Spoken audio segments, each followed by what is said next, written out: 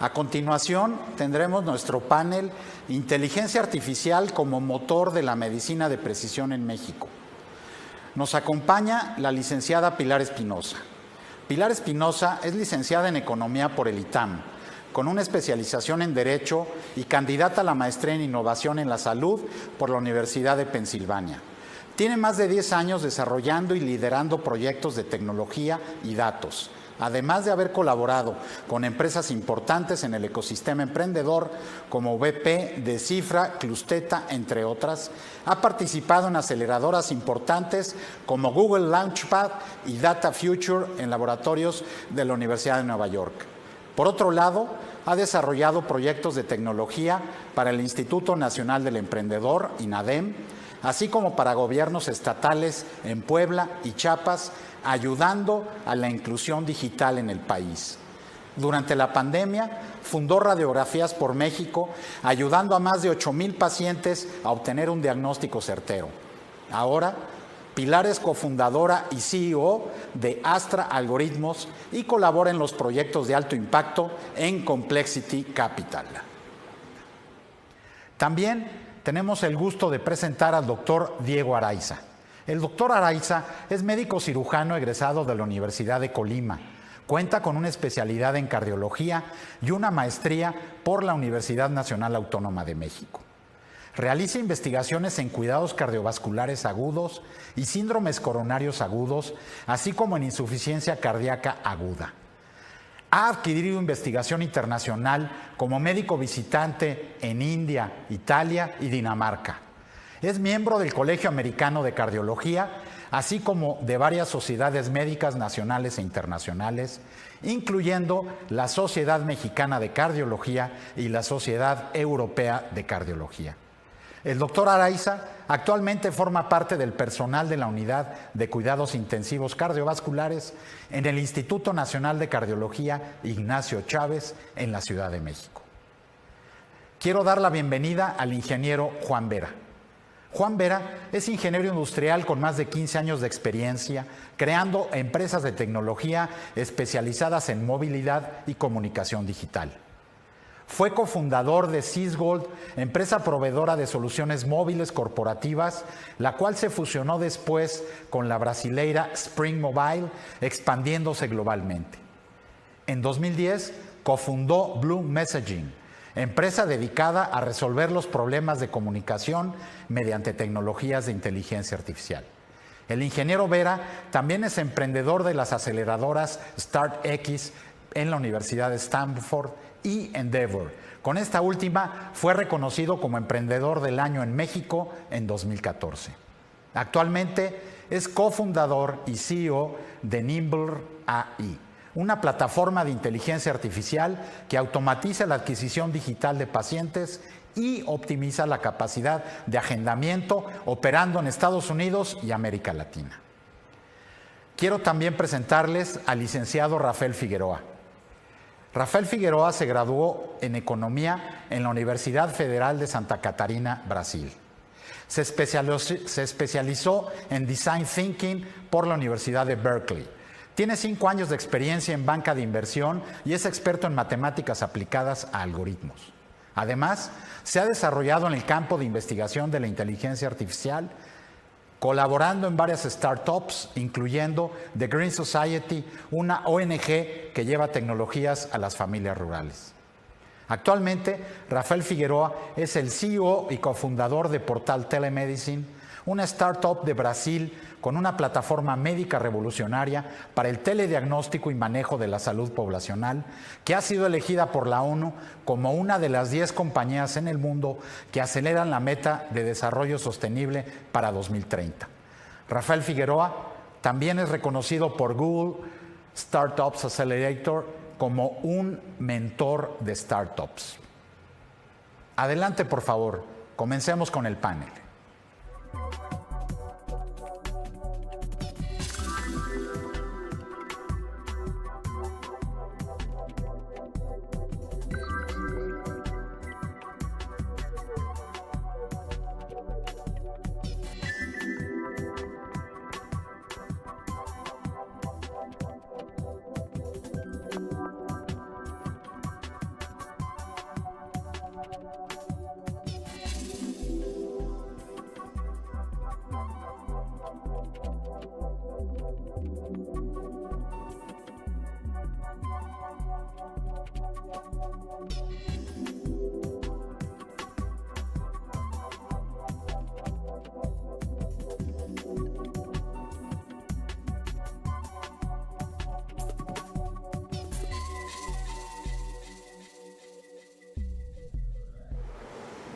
Hola, pues bueno, aquí súper feliz de estar con estos panelistas, ¿no? Aquí tenemos ya a Juan, al doctor Diego, a Rafael. La verdad es que es un honor compartir este panel con ellos y creo que sobre un tema que no podemos dejar pasar y que a partir de la pandemia pues va a empezar a revolucionar cómo vemos la medicina, cómo vemos la entrega de resultados que están teniendo los médicos, cómo vamos a empezar a ver todos los diagnósticos, qué tipo de tecnología se van a estar utilizando.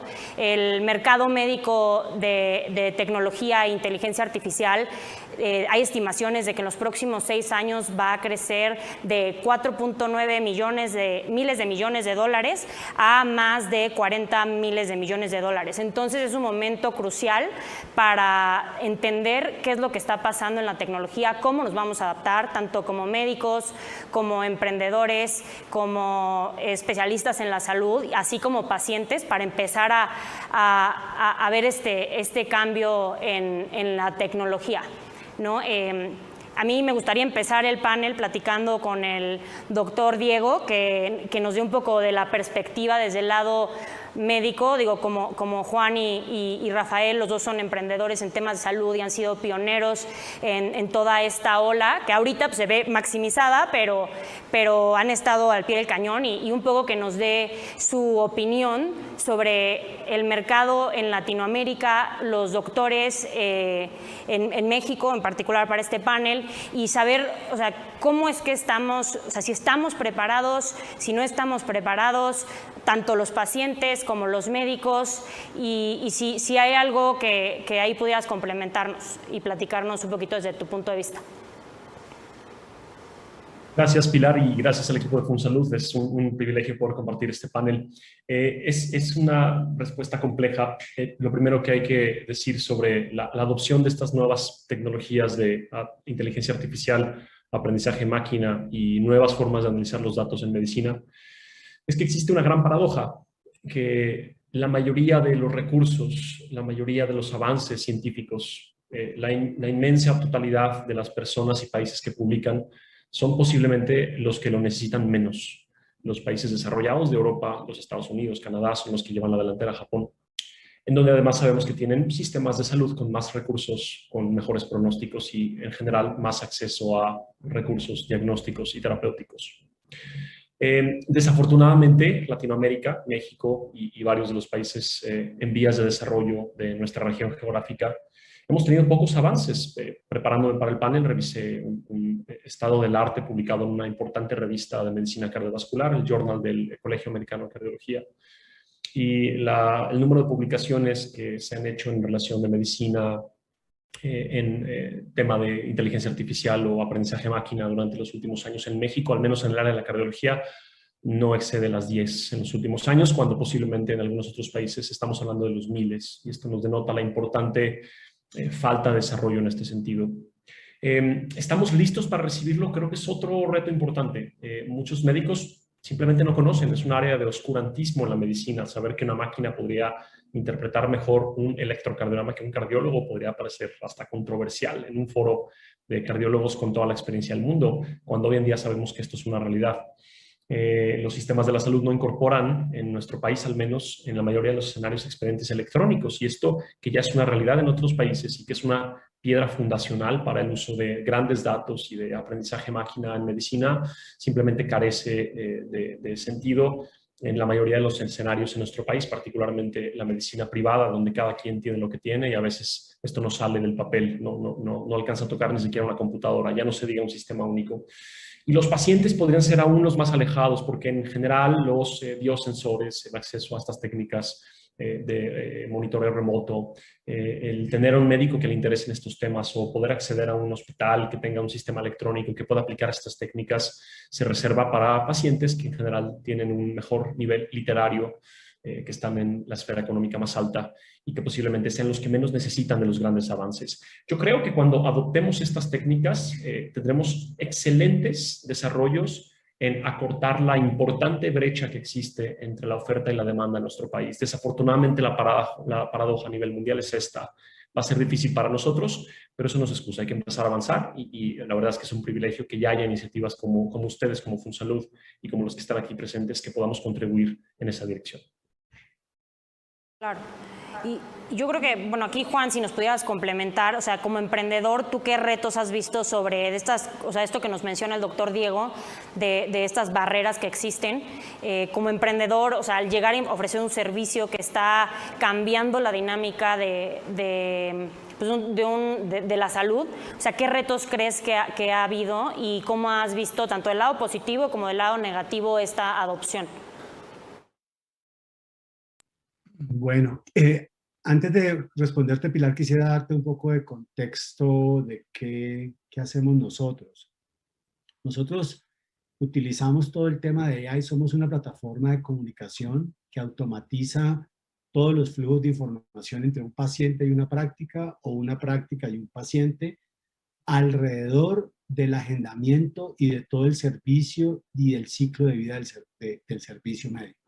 Es decir, a través de nuestros sistemas, vía una llamada telefónica o vía WhatsApp, hay un robot donde un paciente puede hacer una cita, luego hacer seguimiento, cancelarla, reagendarla, meterse en una lista de espera, recibir instrucciones clínicas de prerequisitos, recibir instrucciones post la cita, agendar automáticamente el siguiente evento, pagos, etcétera. O sea, todo el ciclo de vida. Estamos más del lado del management de la práctica y aplicamos el AI de dos maneras antes de responder a tu pregunta. Hacemos procesamiento del lenguaje natural, y es decir, 7x24, un paciente puede comunicarse con una institución de salud o con un doctor y un sistema le responde automáticamente y es capaz de gestionar y responder a sus necesidades no clínicas, ¿ok? Porque no hacemos la parte clínica. Y allí, eso lo hacemos en lenguaje natural, en múltiples idiomas, y la experiencia del paciente es muy fácil, no tiene que instalar ninguna aplicación, etc.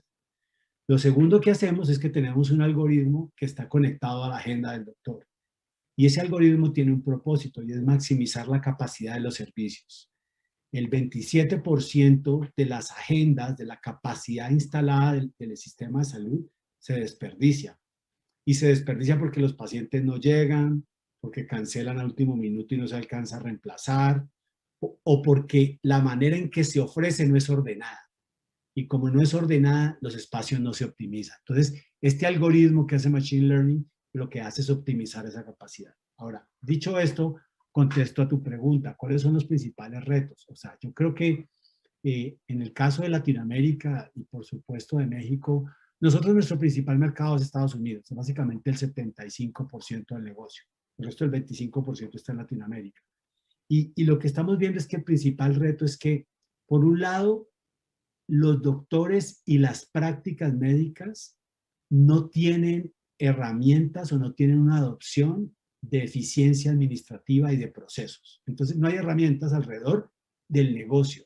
Y apenas están empezando a adoptar, las del lado clínico, que son los expedientes de salud. Para darles una idea, Rafael, que está en Brasil, y hay muy poca data. En Brasil deben haber unos 600,000 médicos, si no estoy mal, Rafael.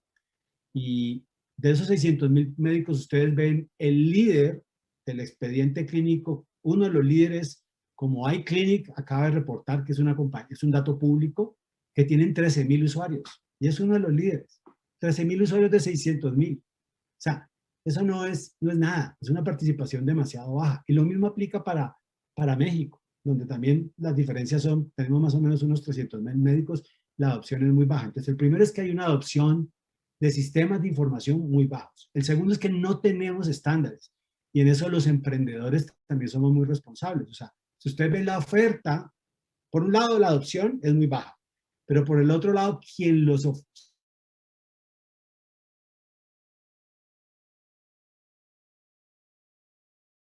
entre sí.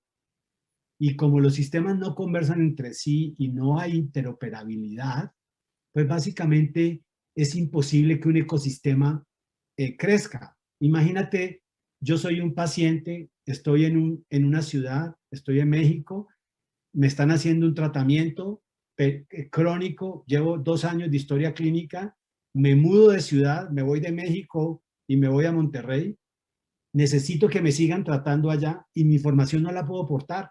Mi información tengo que ir a pedir papelitos, fotocopias, escanografías, lo que sea, para llevar esa información. No puedo portar mi información. Entonces, el hospital de Monterrey no se habla con el hospital de México.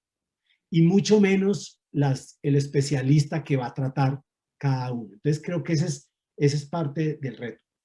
Y el tercero, que es algo que claramente se ve en Estados Unidos, es que los doctores particulares, o sea, no hablo ya de las clínicas y de los grupos médicos que no tienen estos estándares, sino que hablo de los doctores, no tienen todavía un comportamiento empresarial, no están asociados para sacar los beneficios de escala. Entonces, entre ellos mismos no son asociativos. Entonces, tú ves una tendencia claramente en Estados Unidos donde hay grupos médicos que se especializan por especialidad, pediatras, y son grupos médicos que te dan todo el backend, administrativo, tecnología, expediente clínico, marketing, servicio a pacientes, todo te dan todo el servicio y tú te afilias en un modelo de franquicia a este grupo médico y tienes todos estos beneficios de escala. Entonces, ¿qué pasa?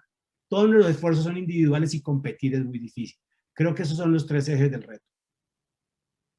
Eso es algo interesantísimo, ¿no? Sobre todo para la parte de Latinoamérica y lo que no está sucediendo, ¿no?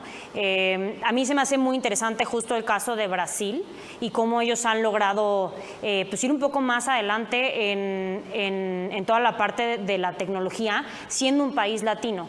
Bueno, si Rafael nos pudiera compartir un poquito de qué diferencia ha habido, qué fue lo que impulsó a Brasil al día de hoy estar en Latinoamérica liderando, o sea, a diferencia de los otros países y como bien dice Juan, o sea, el avance que tienen en Estados Unidos que no estamos viendo en México y en Latinoamérica. Gracias, Pilar, pelas perguntas. Eu vou responder em inglês, ok? So first, quickly, what we do in Brazil. Portal is a telediagnostic platform. So we connect clinics and hospitals to medical specialists. So you can imagine a small clinic in the Amazon rainforest will not have a cardiologist, for example. So we integrate in the medical devices that they have and the electronic health record. Then we take this information to the cloud and a cardiology, usually in São Paulo or Rio de Janeiro, will do the diagnostic and these results go back to the Amazon rainforest within the same hour. So this is our core business. We're doing that since 2013. We have about 15,000 medical professionals between medical specialists and nurses and about 30 million patients. So we cover pretty much all states in Brazil, about 400 cities. And to be able to provide this service at such scale to 30 million patients and making a link to our colleague that talk about scale, we noticed 2 things. First, interoperability is the key to be able to do that in such scale. And second, at least for us, it's triage of the emergencies. Because if we are doing thousands of diagnostics per hour, we need to know who are the patients that are having a heart attack or a stroke, for example. And this is specifically how we apply AI. We apply AI on top of the EHRs with natural language processing, and we apply computer vision on the medical images, like electrocardiogram or radiology scan, a brain scan, for example. And we have machine learning models that detect the diseases on these exams and prioritize so the physicians can take care of the emergencies within 5 minutes, while a normal exam can wait 2 hours. And so this AI keep prioritizing the line for us. With that in mind, thinking about Brazil and comparing to the other countries in Latin America, I would say that we have 3 things that are kind of different. First, we have the largest public healthcare system globally. So there's no country with 200 million inhabitants that have a unique, universal, free system to everyone. So in Brazil, about 25% of the population have some kind of insurance, while 75% only use the public healthcare, hospitals, clinics. We even have like free chemotherapy, free drugs as well. So it's a pretty complete system, but of course have problems, especially because of the high demand. So similar to our neighbors here in Latin America, we have a very low proportion of specialists per patients in those remote areas. So we're not going to find a neurologist in the rainforest, for example. And this difference between offer and demand is what create what we call the medical deserts. So places where you cannot find medical specialists. And of course, the public health care try to solve that, but they also have a problem with distribution. The doctors don't want to move from São Paulo and live in a very remote, small location that would not have a school for the kids, for example. So it's not a matter of paying the salary. It's a matter of infrastructure to live. And thinking about that is the reason that we started this company 8 years ago, because through technology, we could integrate with the medical devices that exist in these underserved areas and take this information to the doctor to solve in another region. And this has been working very well. So this is one key point.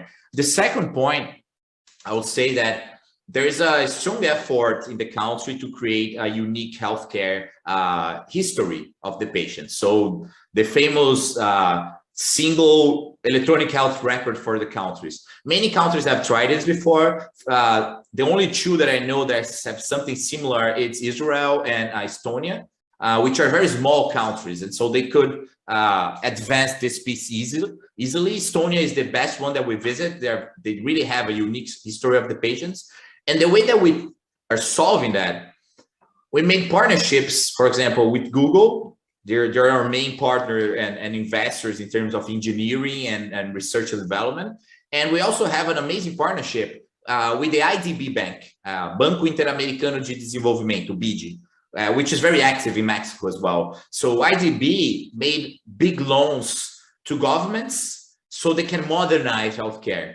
But even after hundreds of millions in loans, they were seeing a problem with this integration piece. So they invest putting computers in the facilities like clinics and hospitals, but those clinics don't talk between them and create silos of data. So the partnership that we did with them was to integrate about 80 different databases from the public healthcare and create a unique view for the patient. So it doesn't matter if the patient make the exam in the small primary care in his neighborhood or went to the large hospital in the university in São Paulo, we can find these patients across multiple systems, create a unique user ID, and put all events under that ID. And this is a collaboration that would not happen without the support for the Brazilian government that really want to create that.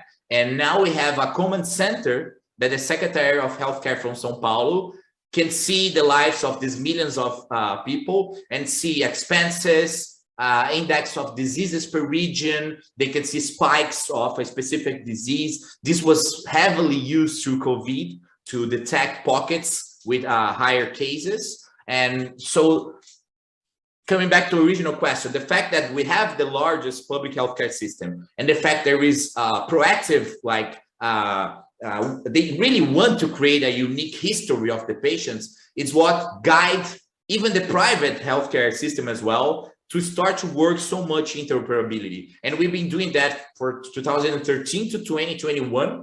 If I think about it in terms of dollars, we invested about $20 million already in R&D, creating these integrations. And now, after all these years, we have about 30 million patients. But when you think about it, we have 200 million inhabitants in Brazil. So it's just a fraction. Even with all this scale, it's just a fraction of what we should arrive one day.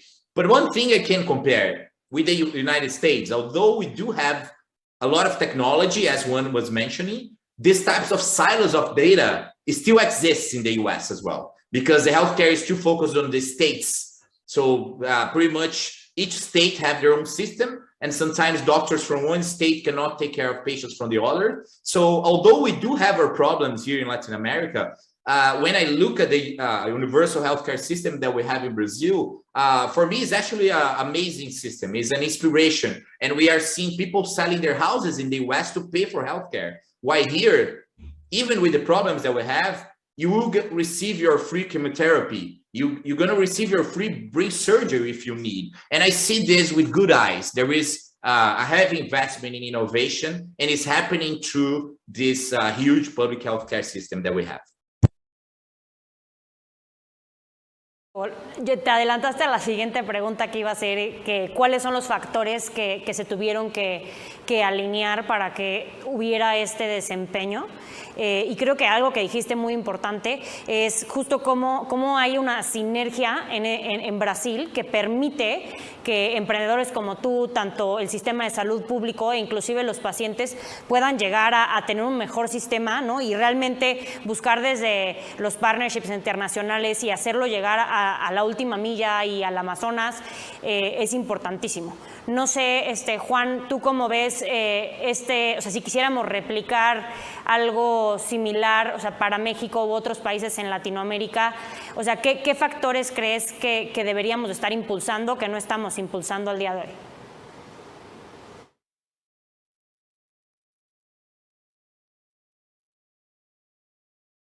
Perdón, estaba de mute.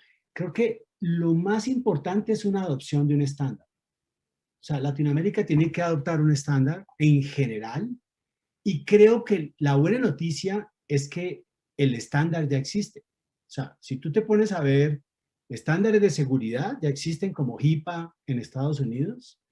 Si vamos a ver todo el tema del intercambio de datos, existe el estándar de HL7 de Estados Unidos para intercambiar datos de interoperabilidad.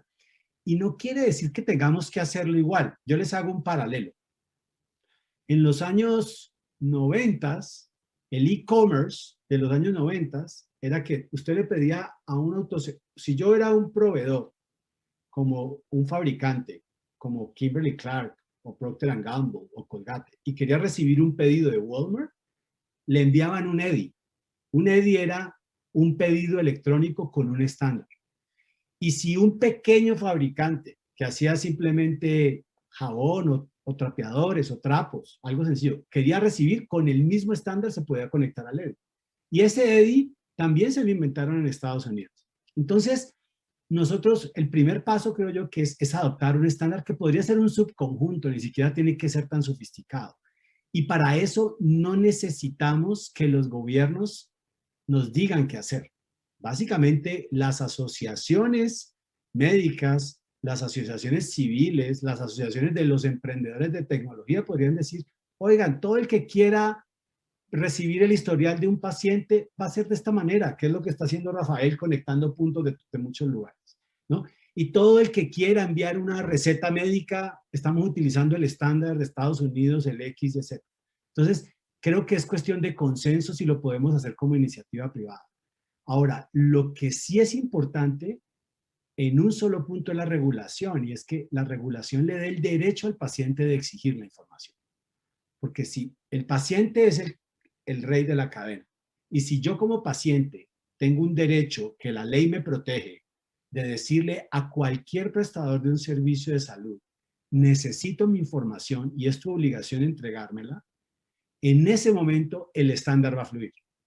Y creo que son las dos piezas claves para todo. Ahora, todo lo que hagamos de AI y todo lo que donde podamos aplicarlo, del lado clínico, del lado no clínico, si no tenemos un estándar y un intercambio de datos, pues no vamos a poder generar el impacto donde podrían llegar todas estas herramientas. Sí, totalmente de acuerdo. Yo también considero que los emprendedores son una parte muy importante y justamente llegar también con productos que ayuden, ¿no? Porque de lo que hemos estado investigando y lo que sabemos es los doctores, y no nos dejará mentir el doctor Diego, están con toda la carga de trabajo encima y muchas veces como emprendedores tenemos que dar un paso más adelante a facilitarles el trabajo y ya llegar con soluciones que sin nuestras palabrotas, ¿no? De ella y todas estas cosas, sino llegar con algo que realmente sea útil y que ellos puedan, o sea, mano en llave, ¿no? Como dicen, y puedan utilizarlo. Doctor Diego, ¿qué pediría usted a los emprendedores cómo deberían de llegar con una solución para que realmente, o sea, pensando en un día normal en el Instituto de Cardiología, que realmente lo uses, ¿no? Que no estés corriendo de un lado para el otro y, ay, sí, ahí hay un aparato que funciona muy bonito y todo, pero pues estoy en el rush del momento y no lo puedo utilizar o necesito capacitar a 20,000 personas para poderlo ejecutar. O sea, ¿cómo sería el sueño de la tecnología, o sea, en mano al doctor? Tremendamente fácil, que fuera libre de filtros, libre de aplicaciones, libre de instalaciones, que no tomara más de un minuto que estuviera funcionando en tu celular y que se automatizara a una agenda, a un flujo continuo de actividades y toma de decisiones, que ofreciera decisiones lo más sencillas posibles, dicotómicas, sí o no, o hazlo o no hazlo, y que tuviera todo el respaldo científico, no solo de un sustento de estudios o desenlaces subrogados, sino que pudiéramos verificar que los pacientes en verdad mejoren o que la práctica sea más fácil. La adopción es un reto en medicina porque creo que la ciencia médica es una de las ciencias más conservadoras en otras áreas. La tecnología, la información, la comunicación han avanzado mucho más, se han adaptado mejor a estos cambios, pero la medicina sigue siendo tremendamente conservadora y aún dependemos de muchas tradiciones, muchas jerarquías que lo hacen difícil. Entonces la adopción va a ser un reto, pero si quisiera decir a emprendedores, a compañías que estén haciendo esto, a terceras partes que generen tecnologías y recursos para los médicos, tiene que ser tremendamente fácil, tiene que dar soluciones muy concisas, saber qué está haciendo. De repente no es tan importante saber cómo lo está haciendo, porque si entramos en lo que tú dices, Pilar, de inteligencia artificial, redes neuronales profundas o algoritmos que el médico no conoce y no sabe, vamos a empezar a desconfiar de la máquina. Solo saber y probar que lo está haciendo y traducirse en soluciones reales para la administración de la práctica médica o en soluciones reales para tomar una decisión en función del bienestar y la salud de los pacientes. Estos serían mis comentarios. Claro. No, eso es súper importante. No sé si alguien quiera complementar, digo, ya les hice preguntas muy directas a algo que los otros hayan dicho. Rafael? Sí, vou tentar complementar. In English, desculpa. One thing that came to my mind was Juan comment about the standards, because we had to fight and overcome those things. And the way that we did about 7 years ago was trying to avoid change. So, okay, we are working with innovation, we are working with telehealth, with AI, all these things. But there's already an existing system, a legacy system, which is very expensive. So people invested billions putting together all the systems, like electronic health records and big distribution from drugs and stuff like that. So instead of replacing what they have, we develop an interoperability area within my company with very strong talent that go there to the customers, map what they have, and then we integrate in the systems that they already use. And I think this was key to reaching these 30 million patients, because the cost of change was way lower. So for example, one hospital gonna use electronic health record Philips Stasi, which is one big that they use here in Brazil. The other one is gonna use the MV, which is a electronic health record produced here in the country. One is from Philips, the other is from a Brazilian company. Both of them, in paper, they have HL7, which is the protocol that we used to use before. But when you go to integrate with them, they didn't use the HL7 properly. And this is the problem, because it's not plug and play. It should be, but they didn't map the correct objects within the HL7 on the EHRs. And so this like break the system. So we had to build what we call terminology server, which is pretty much a front tool that adapts everything. And we use FHIR as our internal standard. And then we provide a FHIR API to any customer that wants to integrate with us. So we go from HL7 to FHIR, to DICOM, to FHIR, even no standards like from the government.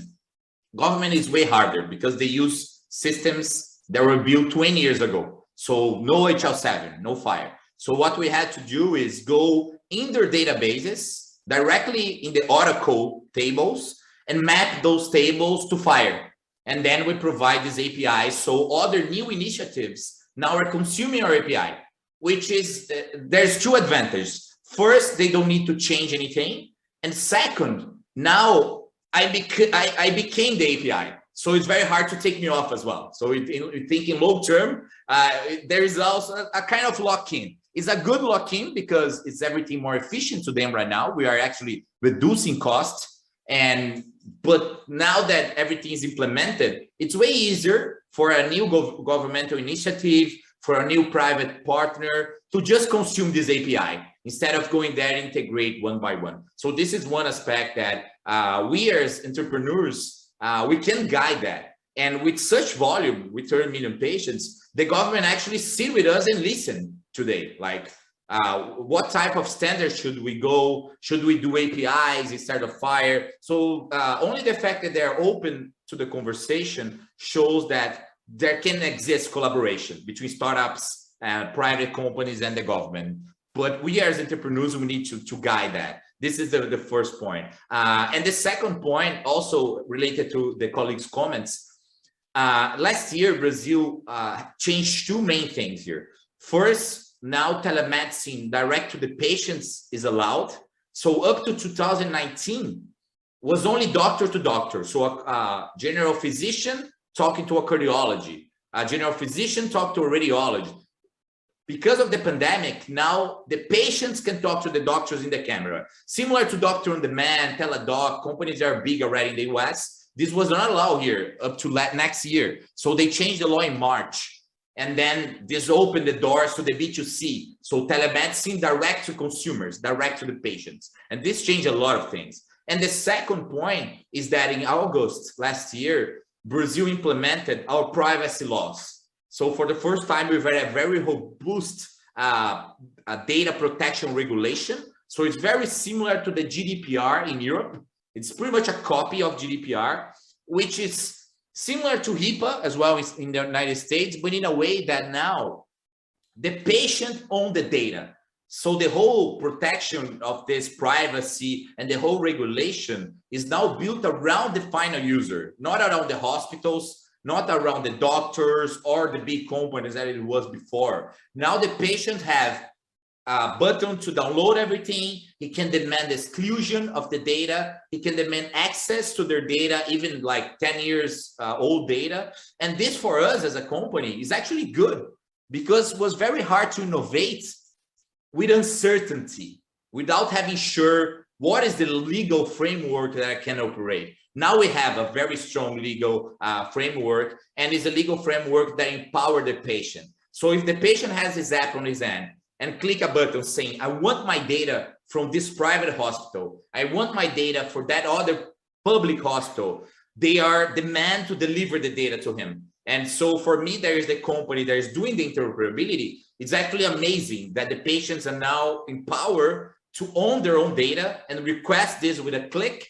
And then all the public and private are obligated to give the data. So some entrepreneurs think that this kind of heavy regulation goes against innovation. In our case, we think it's different. To innovate in healthcare, you need a roadmap. You need a legal framework that you can base on. Otherwise, the investors will see too much risk. And now we have this path to pursue. And it's a path that is focused on the patient and heavily protect patient privacy, which is key to do any kind of AI.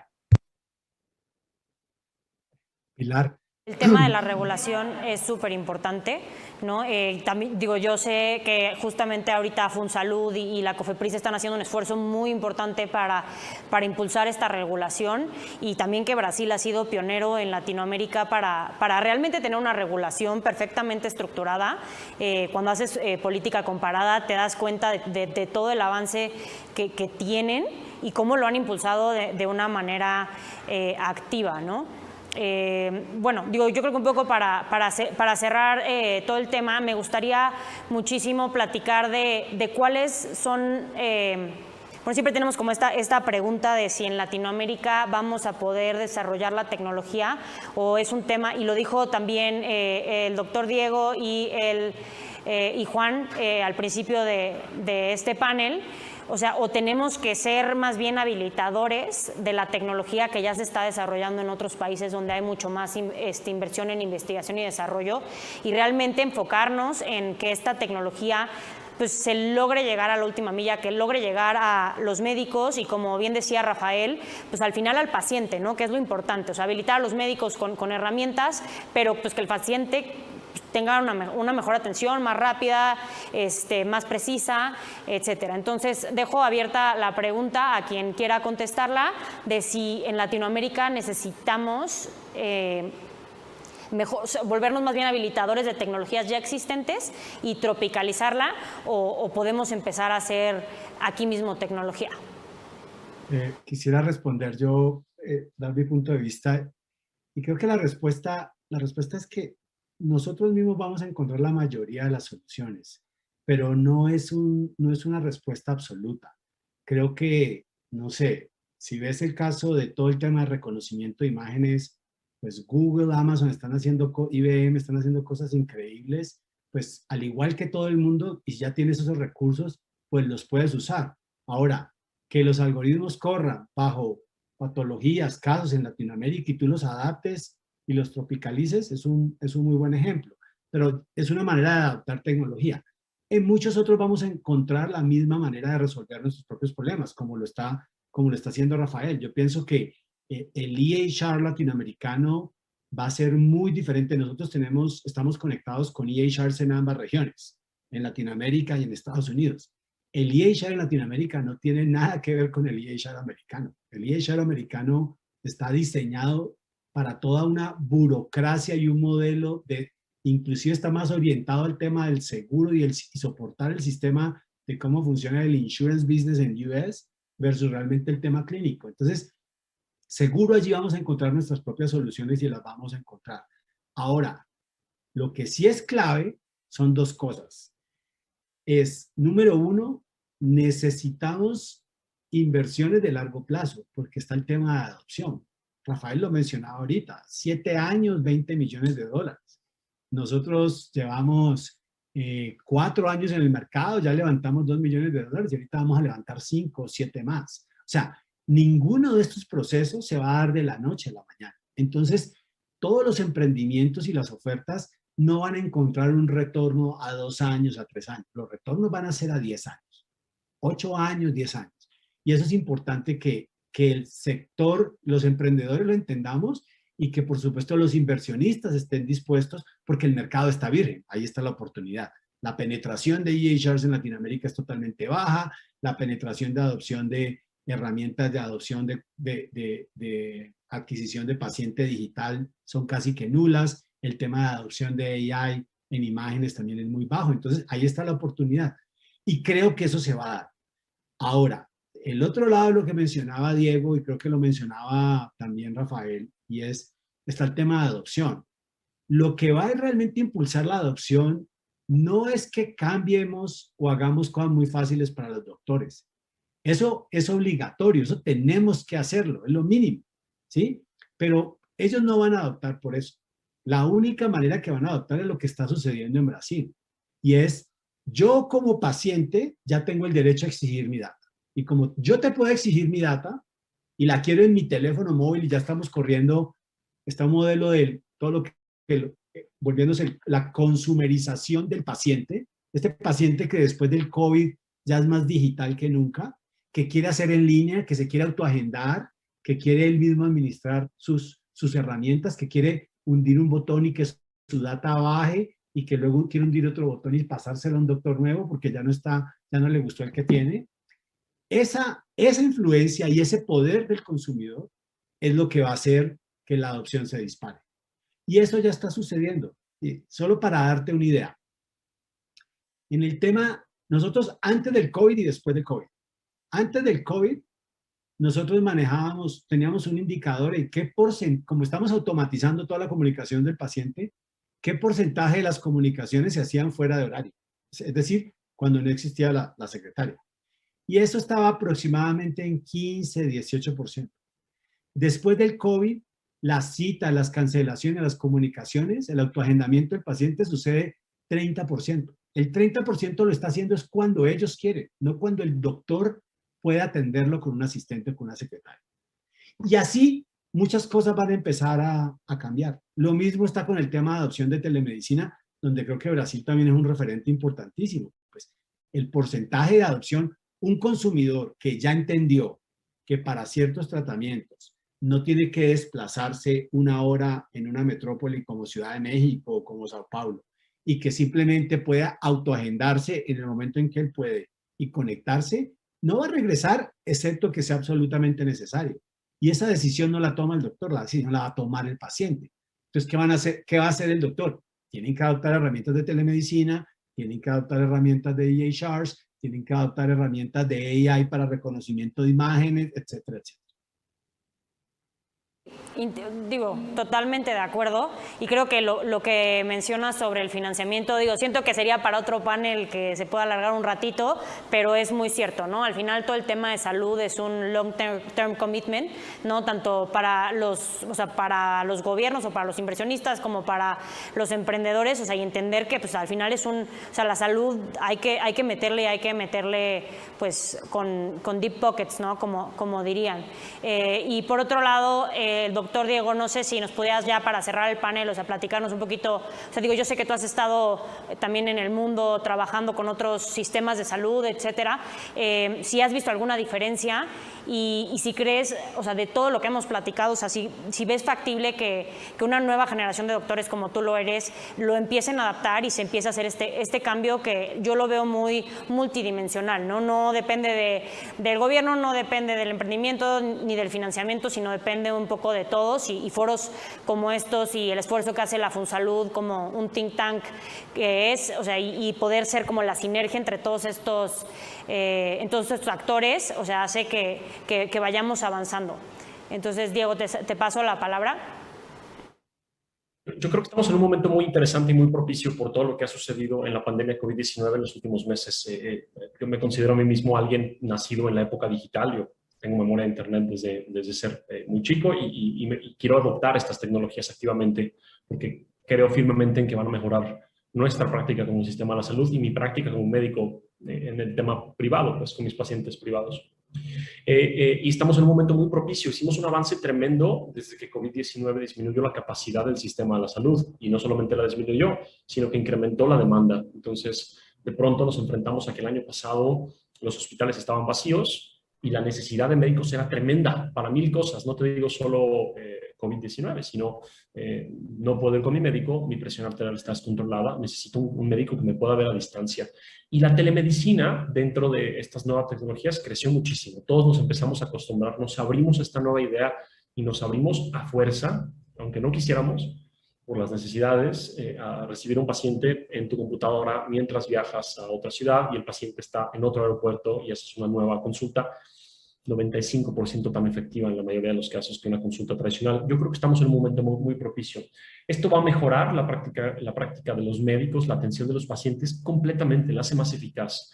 Yo creo que la idea de tener sistemas tan inteligentes como Juan Vera y su equipo hacen, como todo lo que nos está contando tan interesante Rafael, te hace que como médico te conviertas más en este secretario que se encarga de programo, lleno el informe, lleno el expediente, me meto en la computadora y volteo a ver al paciente un poquito de tiempo durante la consulta, pues que tengas sistemas que automáticamente estén avanzando mientras tú te centras en lo importante, en lo que una máquina no puede ofrecer al paciente, que es tu humanidad y estar cerca de él y platicar con él e informarle y aclarar sus dudas y acercarte a la persona como persona, examinarlo y hacer las cosas que como médico solo tú puedes hacer y nunca un algoritmo, nunca una máquina o un sistema de inteligencia artificial podrá ofrecer.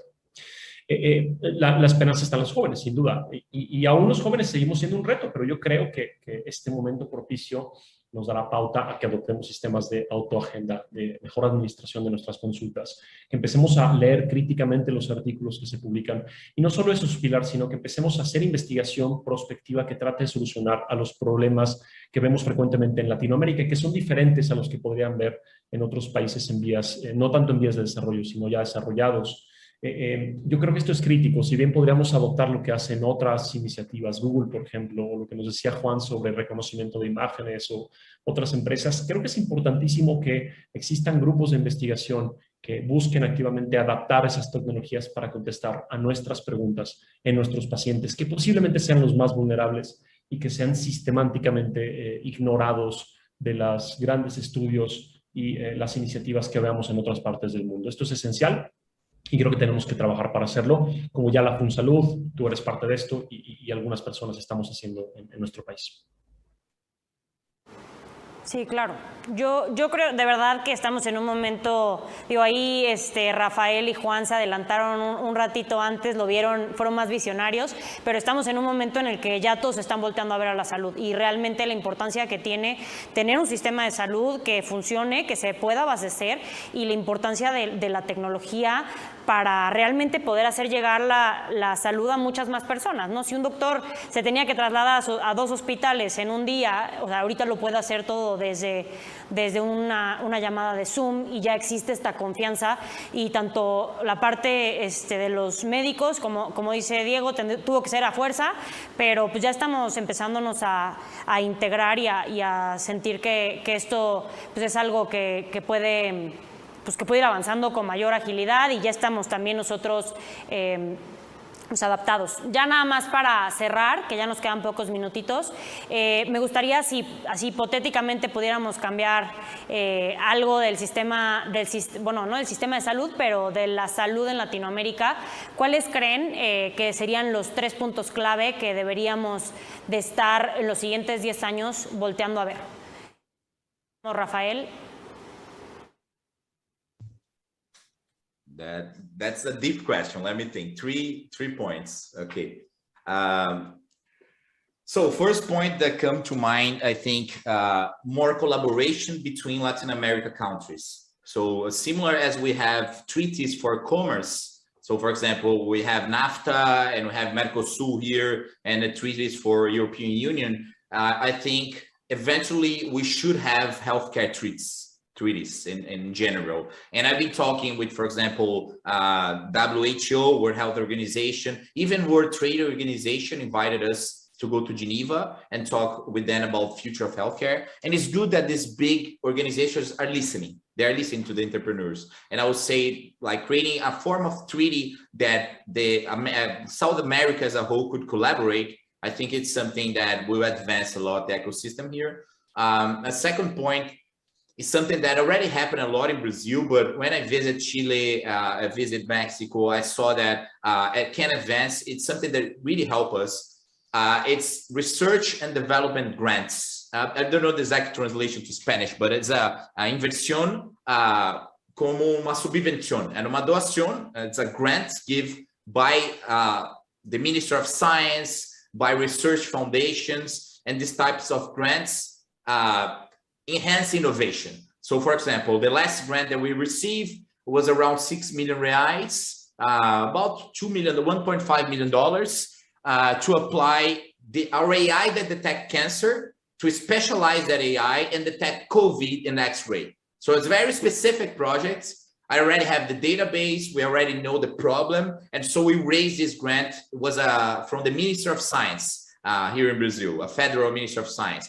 And it's something that advanced innovation, because we can risk a little more. The government wants to see innovation. We, the entrepreneurs, have the databases, have the engineers to do it. And through these collaborations, we solve several problems. So having more research and development grants available, which in the United States is very established. They have the National Science Foundation. It's hundreds of millions per year invested directly in innovation.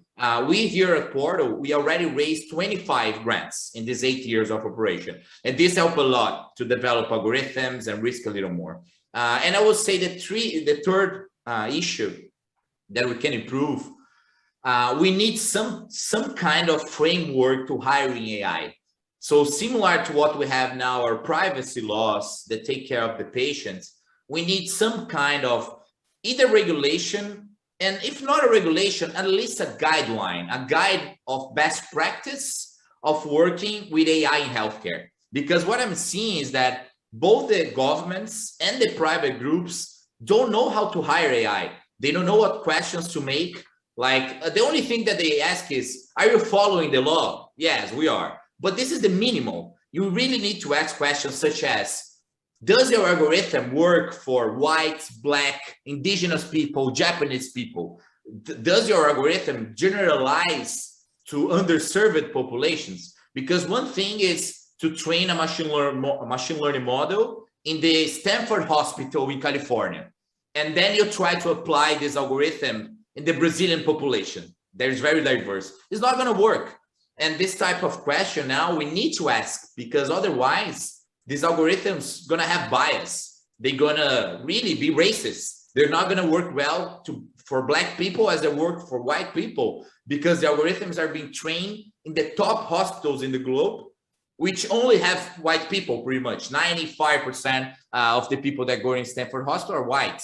And if you try to apply this in Black people, it's not gonna work. So this type of questions, unless the governments and the big groups start to ask this, the entrepreneurs and the tech companies that are developing the tech, they will not take care of this. So this is the third thing that I think we need to collectively establish guidelines for hiring AI. There's responsible, there's ethical, and especially there's inclusive.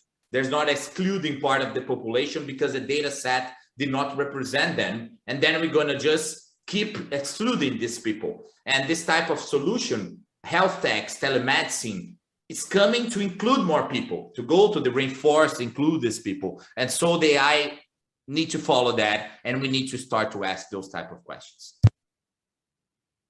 Interesantísimo, Rafael. Doctor Diego, ¿nos podrías dar tus 3 puntos? Lo voy a hacer muy breve porque estamos en tiempo y así lo sé. Lo primero es, ojalá que en los 10 años en México y en Latinoamérica viéramos una adopción universal o casi universal de sistemas electrónicos de la salud. El segundo punto es que ojalá viéramos que estos sistemas electrónicos de la salud fueran intercomunicables y se hablaran entre ellos y nos permitieran hacer todas estas maravillas que hoy no podemos hacer porque estamos trabajando como diferentes hormigueros en diferentes regiones. Cada quien hace lo suyo, lo mejora, pero no trabajamos en conjunto. Y en tercero, que tuviéramos un marco legal, jurídico y una iniciativa liderada por el gobierno, pero muy apoyada en el sector público, en la inversión privada, en el sector privado y iniciativas tomando lo mejor de otros países para que tuviéramos un marco regulatorio que nos permitiera investigar y utilizar rutinariamente las técnicas de aprendizaje en inteligencia artificial y aprendizaje máquina en diferentes aplicaciones para mejorar la práctica médica en nuestro país. Si lográramos a esos 3, que creo que es posible pero es difícil y deberíamos de trabajar para ello, tendríamos sin duda alguna una brecha de oferta y demanda que es mucho más corta de lo que tenemos al día de hoy. Claro, hay que trabajar en ese camino. Juan, para cerrar con broche de oro. Bueno, yo creo que coincido de los 3 puntos que tengo, coincido, lo ha mencionado Rafael y Diego, en todo el tema regulatorio, pero creo que bajo un esquema más impulsado por la misma sociedad y por un estándar centrado en el paciente. Para darles un ejemplo, hace 20 años Chile comenzó con la factura electrónica. Y comenzó con la factura electrónica y fueron exitosos. Y rápidamente eso saltó a México, Brasil, Colombia. Y hoy en día la factura electrónica es una realidad en todos los países de Latinoamérica. ¿Quién se imaginaba hace 20 años que fuera a progresar algo que, entre otras cosas, nos tienen grabados a todos a nivel de impuestos con la factura electrónica? Ya los gobiernos tienen control sobre eso. Entonces, yo creo que algo similar necesitamos que suceda como un movimiento regional. ¿Por qué? Porque vamos a encontrar soluciones en escala. Necesitamos la escala de la región. ¿Para qué? Para que se adopte el EHR, para que la interoperabilidad, todo lo que hemos mencionado. El segundo punto es que yo sí creo que la salud en Latinoamérica tiene que cambiar a que sea más patient-centered. O sea, hoy en día nosotros somos más el sistema de salud del país estatal, como en el caso de Brasil que mencionó Rafael, o como el caso de lo que hace el IMSS en México. Esos son realmente, o las grandes aseguradoras, los que son el centro o el eje del modelo. No, esto tiene que ser más orientado al paciente. El paciente tiene que ser el rey de la cadena, con derechos de información y dando todas las facilidades de la tecnología para que él lo use. Y el tercer punto es que creo que pues, es la realidad de Latinoamérica. Nosotros necesitamos mayor cobertura de salud. Y para lograr mayor cobertura de salud, pues tenemos que ser realistas, no vamos a tener grandes inversiones, no vamos a tener grandes gobiernos que ahorita digan, le voy a meter 5 puntos más de mi PIB, del PIB, a la salud. La verdad es que vamos a seguir teniendo recursos escasos. Y la única manera de incrementar la cobertura con recursos escasos es maximizar la capacidad. Y para maximizar la capacidad, ahí es donde creo que los emprendedores tenemos un rol súper importante. Cuando Rafael está haciendo, consolidando información, la información fluye y están haciendo diagnósticos y están utilizando también telemedicina para que con una persona especialista y con un algoritmo se puedan soportar docenas o cientos de pacientes con un recurso, eso es maximizar capacidad. Cuando nosotros reducimos las no asistencias en un 40%, eso es maximizar la capacidad. Cuando le facilitas a un paciente que con 2 clics se autoagende, eso es maximizar la capacidad. Tú misma, Pilar, con lo que estás haciendo con todo el tema de imágenes, eso, apoyar con un algoritmo a un doctor, pues si el doctor puede atender 100 pacientes, ahorita va a atender 1000. Va a atender 1000 con un algoritmo, el mismo doctor. Entonces, eso es maximizar capacidad. Y no tenemos otra alternativa. Es la única alternativa que tenemos los países en desarrollo y los países pobres, maximizar capacidad, y ese es el mensaje final. Y creo yo que AI en todo el tema de clasificación, de predicción, juega un papel importantísimo. Pero recuerden que la materia prima del AI es la data. Si la data no fluye, si no hay sistemas repositorios de esa data, si la data no es interoperable, el AI no va a tener el combustible para poder operar, para poder maximizar esta capacidad. Y eso, allí es donde realmente está el impacto social que podría cambiar la salud de Latinoamérica en los próximos años. Sí, yo creo que nos quedamos con muchísimas cosas que pensar y sobre todo muchísimas cosas que hacer. Ya vamos a cerrar ahora sí. Gracias, doctor Diego. Gracias, Juan. Obrigato, no sé si lo dije bien, Rafael. Pero un gusto y de verdad un privilegio compartir este panel con ustedes. Súper interesante. Yo por mí me quedo aquí un rato, pero ya se acabó. Pero muchas gracias a todos. Gracias. Gracias a todos. Adiós.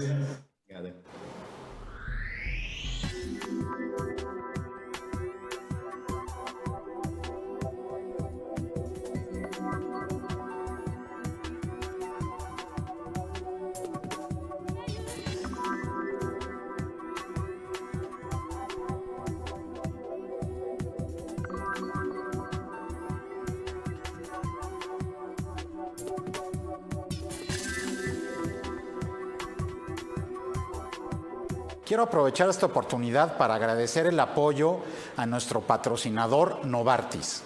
Continuamos con el programa.